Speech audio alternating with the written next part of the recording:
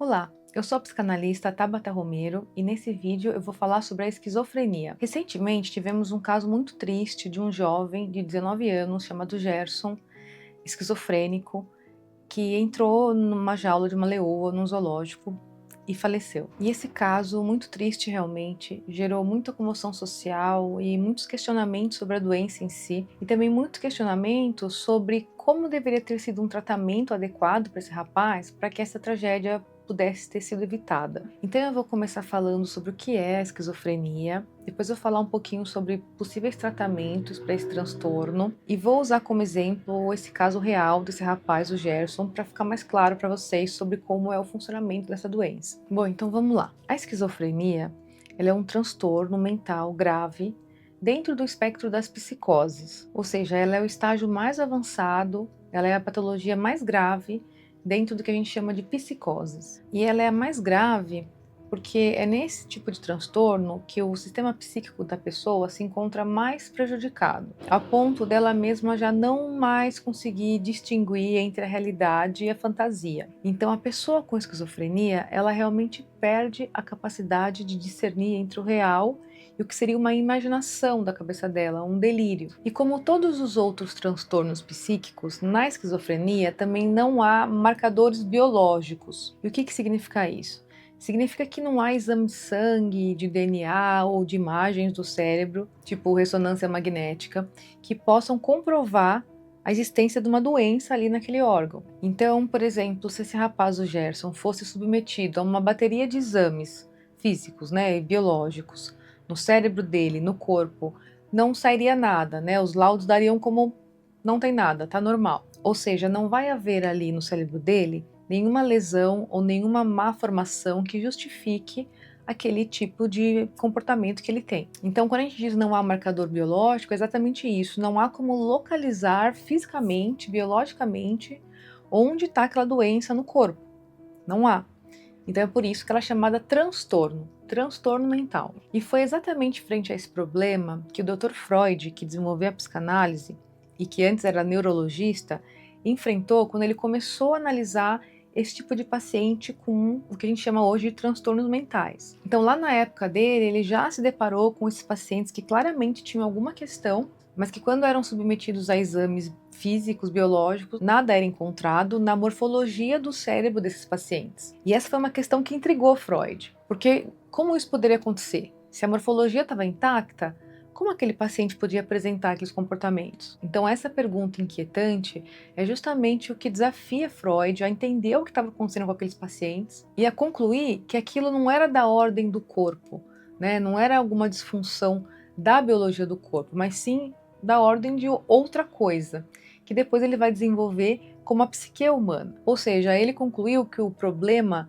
daqueles transtornos era causado não por uma falha no nosso hardware, no nosso corpo, mas sim por uma falha no nosso software, que é na nossa psique. E no caso da esquizofrenia, esse software ele vai ter sofrido uma espécie de dano, uma espécie de falha muito primitiva e muito precoce na área de simbolização inconsciente desse paciente. Ou seja, esses pacientes que na maioria vêm desenvolver a esquizofrenia em fase adulta, geralmente sofreram muito cedo na vida situações muito traumáticas, como por exemplo, absoluto abandono emocional, desamparo, negligência de cuidados, violência ou intensos abusos de qualquer natureza. Então essas questões traumáticas acabam impedindo o desenvolvimento saudável do sistema simbólico inconsciente desses pacientes. E essa espécie de falha que acontece no sistema simbólico inconsciente dos pacientes esquizofrênicos vai desencadear duas questões. A primeira, eles não vão conseguir assimilar certos aspectos da realidade. Então, certos componentes da realidade desses pacientes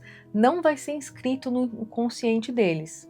Não vai ser registrado. Na psicanálise, a gente chama isso de foraclusão. Então, certos aspectos da realidade daquele paciente vão ser foracluídos da psique dele, vão ficar de fora. E dois, no lugar disso, a psique desses pacientes vai criar componentes imaginários em suplência a esses componentes de realidade que foram foracluídos. Ou seja, na mente desses pacientes vão ser criados delírios em substituição àqueles componentes de realidade que não foram inscritos. Então, é como se o sistema simbólico inconsciente desses pacientes tivesse sendo tamponado por questões imaginárias, mas que para os pacientes isso são absoluta verdade.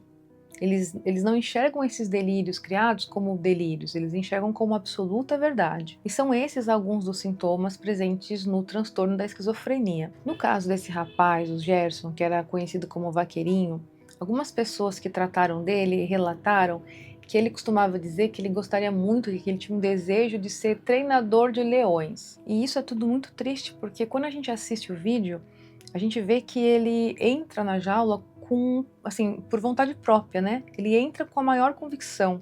Ele entra sem medo, sem nenhuma hesitação de que aquilo poderia gerar algum mal para ele. Então, isso acaba dando notícia pra gente de que ele realmente estava convicto que ele poderia domar aquele leão. Ou seja, ele estava em franco delírio, né? Ele estava num surto psicótico ali a céu aberto. E essa convicção, essa obstinação, é tipicamente presente nos casos de esquizofrenia, justamente porque o paciente tem a certeza absoluta de que aquilo é uma realidade. Ele não duvida em nada sobre a veracidade do seu delírio. Ou seja, na cabeça desse tipo de paciente não chega a passar sequer a ideia de que talvez aquilo não vá dar certo, ou de que talvez ele não seja um domador de leões, como exemplo. Ou seja, o paciente não questiona o seu delírio. E essa convicção, pessoal, acontece justamente por conta daquela falha simbólica que eu comentei e por conta do delírio vir perfeitamente se encaixando para cobrir essa falha simbólica. Então o delírio ele acaba fazendo bem esse trabalho psíquico de fazer o paciente crer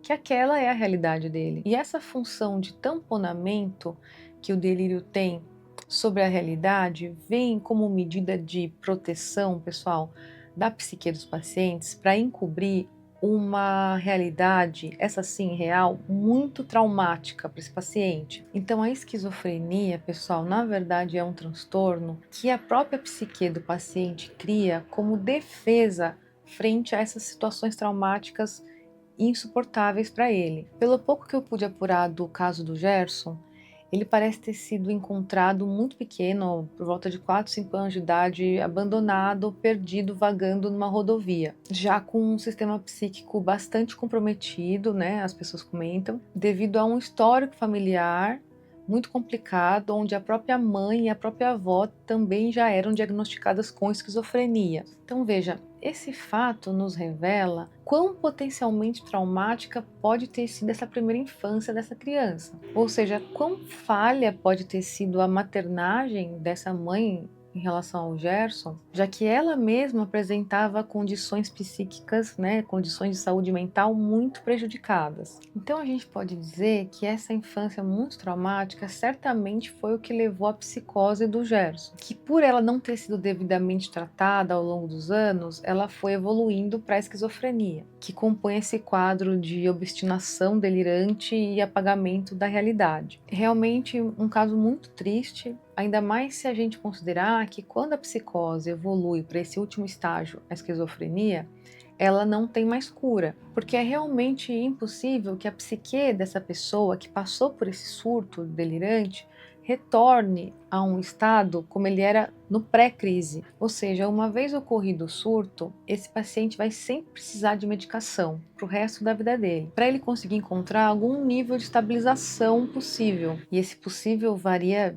de caso para caso, mas que pode ser melhorado no pós-crise com a ajuda de uma terapia adequada, que no caso é o tratamento psicanalítico. E o que consiste o tratamento psicanalítico para casos de esquizofrenia? Consiste, primeiro de tudo, na criação de um vínculo terapêutico e de confiança entre o psicanalista e o paciente. Vínculo esse por meio do qual o psicanalista vai muito lentamente e cautelosamente trabalhar para criar alguma condição possível de simbolização inconsciente naquele paciente. Então, o trabalho consiste numa espécie de recriação da capacidade simbólica e consciente daquele paciente que foi perdida lá atrás, causando essa falha que gera a obliteração da realidade em favor desse delírio. Em outras palavras, que gera esse apagamento da realidade em função desse delírio que se sobrepõe. E isso, pessoal, como eu imagino que já deve ter ficado claro aqui, é um trabalho a nível do inconsciente. Então, o psicanalista vai trabalhar no nível do simbólico inconsciente daquele paciente, portanto, muito distante de uma linha de tratamento de psicologia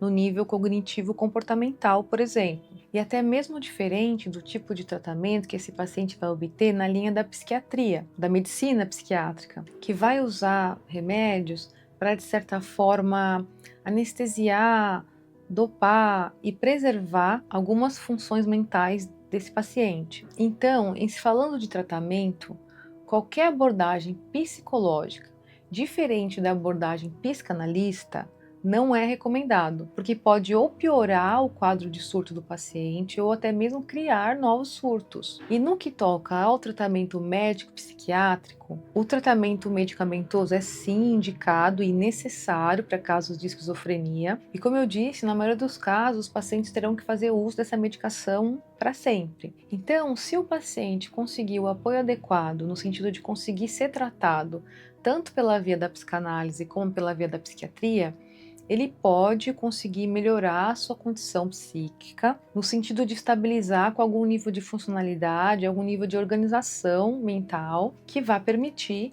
que ele tenha uma vida relativamente estável. Há casos, sim, de pessoas que conseguem conviver relativamente bem com esse transtorno, desde que elas estejam sendo acompanhadas tanto por um psicanalista, que vai tratar, na medida do possível, essa falha simbólica do paciente, em conjunto com o tratamento psiquiátrico, que vai ser responsável por ministrar as melhores medicações para cada caso, considerando os efeitos colaterais químicos desses remédios no corpo do paciente. Então, em resumo, há sim tratamento para a esquizofrenia, embora não haja cura. E o tratamento vai passar por uma abordagem psicanalítica muito cautelosa, que vai visar reconstruir o possível desse sistema simbólico do paciente, em conjunto com uma abordagem da psiquiatria, que vai entrar com medicação para preservar a parte mental do paciente que não tenha sido comprometida pelo surto e também para evitar a ocorrência de novos surtos. Então, esse trabalho conjunto vai visar não a cura,